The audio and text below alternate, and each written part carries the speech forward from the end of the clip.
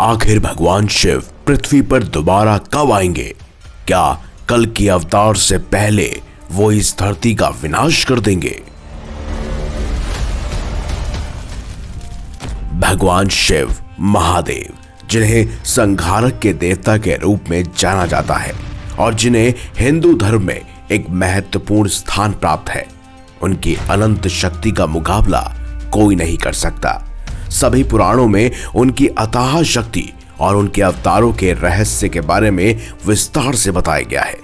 अब जैसा कि हम सब जानते हैं कि भगवान शिव को संहारक का देवता माना जाता है, तो क्या सचमुच भगवान शिव ही कलयुग के अंत में इस संपूर्ण सृष्टि का विनाश करेंगे? आखिर वो कौन सा अवतार लेकर विनाश का तांडव रचेंगे और आखिर कब होगा भगवान शिव का पृथ्वी पर अगला आगमन? हिंदू पुराणों के अनुसार देखा जाए तो भगवान शिव का पृथ्वी पर अगला आगमन कलयुग के अंत में होगा। कलयुग, जो अंधकार और अधर्म का युग माना जाता है। जब ये अपने चरम पर पहुंच जाएगा, सभी नदियां सूख चुकी होंगी, इंसान नरभक्षी बन एक दूसरे का मांस खा रहे होंगे, पेड़ पौधे राख बन चुके होंगे, जमीन के ऊपर लावा तैर रहा होगा, इंसानी जीवन मृत्यु के समान हो चुका होगा। तब ऐसे में भगवान शिव पृथ्वी पर आएंगे ताकि वो अधर्म का अंत करके धर्म की पुनर्स्थापना कर सके, और ये करने के लिए उन्हें एक भयंकर अवतार लेना पड़ेगा।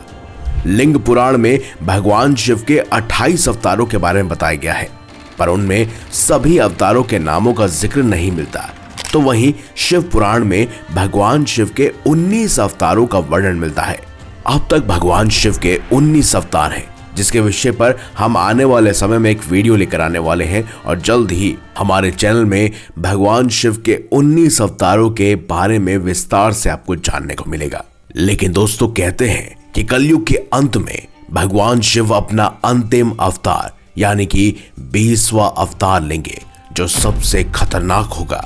जी हाँ, भगवान शिव का आगमन एक भयानक और शक्तिशाली रूप में होगा, और वो होगा महादेव का नटराज अवतार। अगर हम पुराणों के साथ साथ वेदों का भी अध्ययन करें तो हमें पता चलेगा कि भगवान शिव अनंत निराकार हैं, जिनका कोई रूप नहीं है।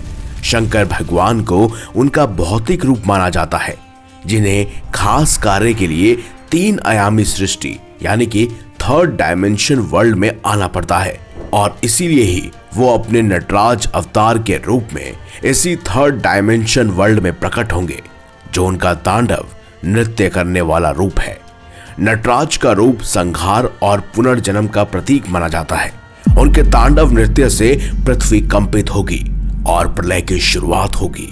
धरती फट जाएगी, उसके अंदर मौजूद खौलता हुआ लावा बाहर आ जाएगा, जो हर किसी को जलाकर राख कर देगा। आसमान में भी बड़े बड़े उल्कापिंड और बर्फ के गोलों की बौछार होगी, जो संपूर्ण मानव जाति का विनाश करेगी। ठीक उसी तरह जैसे डायनासोर्स का काल था। कुछ ही क्षणों में हमारी पृथ्वी नटराज रूपी महादेव के चरणों में होगी, और हम सब धूल के कणों में परिवर्तित हो जाएंगे। ये प्रलय, ये संहार पृथ्वी को एक नई शुरुआत देगा, जहां धर्म और सत्य का राज होगा।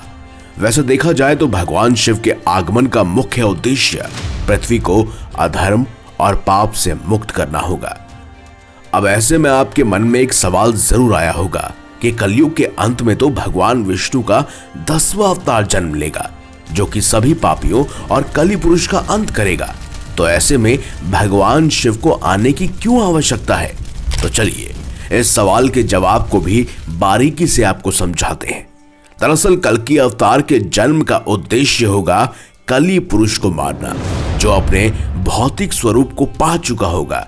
उसके द्वारा बनाई गई राक्षसी सेना का विनाश करना हो, या उन मनुष्य का विनाश जो कली पुरुष के बहकावे में आकर धर्म का पक्ष छोड़कर अधर्म की राह पर चलेंगे। कल्कि अवतार सिर्फ कली पुरुष को मारने में सक्षम होंगे। ऐसे में कली पुरुष का भौतिक शरीर तो नष्ट हो जाएगा, लेकिन उसकी मानसिकता और सोच को बरकरार रखने वाले मनुष्यों का सफाया नहीं होगा, जो करोड़ों की तादाद में होंगे। ऐसे में महादेव को अपना नटराज रूप लेकर पृथ्वी में प्रलय लानी होगी, जिससे अधर्म पूरी तरह से नष्ट हो जाए और धर्म चारों ओर पुनः फूलित हो। मान्यताओं के अनुसार भगवान शिव कल्कि अवतार को अपने एक दिव्य शक्ति से सशक्त करेंगे। वो कल्कि अवतार को एक विशेष अस्त्र प्रदान करेंगे, जिससे वो कलि पुरुष को पराजित कर सकेंगे। इस अस्त्र में भगवान शिव की संहारक शक्ति होगी, जो कलि पुरुष के अंधकार को नष्ट कर देगी। जिसके बाद महादेव के आदेश पर कल्कि अवतार उन लोगों को एक अलग आयाम में लेकर जाएंगे, जो धर्म के मार्ग पर चलेंगे और सत्य के प्रति समर्पित होंगे। ये बिल्कुल ठीक उसी तरह होगा जैसे पहले भगवान विष्णु के प्रथम अवतार यानी मत्स्य अवतार ने किया था, जिन्होंने धर्म के प्रति रहने वाले इंसानों को बचाया था। महादेव के नटराज रूप के संहार से कोई भी पापी बच नहीं पाएगा और संहार का तांडव खत्म होने के बाद हनुमान जी और अश्वत्थामा खुद महादेव में विलीन हो जाएंगे। साथ ही परशुराम जी भगवान विष्णु में, क्योंकि ये सभी महादेव और साथ ही भगवान विष्णु के अंश अवतार माने जाते हैं और उनका कार्य भी धरती पर संपन्न हो चुका होगा। और फिर एक नए काल चक्र में वो एक बार फिर से अवतार लेंगे और वही कार्य करेंगे जो उन्होंने पहले भी किए थे। और ये काल चक्र लगातार चलता रहेगा जब तक एक ब्रह्मा मर नहीं जाते। आप जानते हैं कि आखिर भगवान शिव का नटराज अवतार कब होगा और उनका आगमन कब होने वाला है। कल्कि पुराण और शिव पुराण में बताया गया है कि भगवान शिव का आगमन कलयुग के अंत में होगा।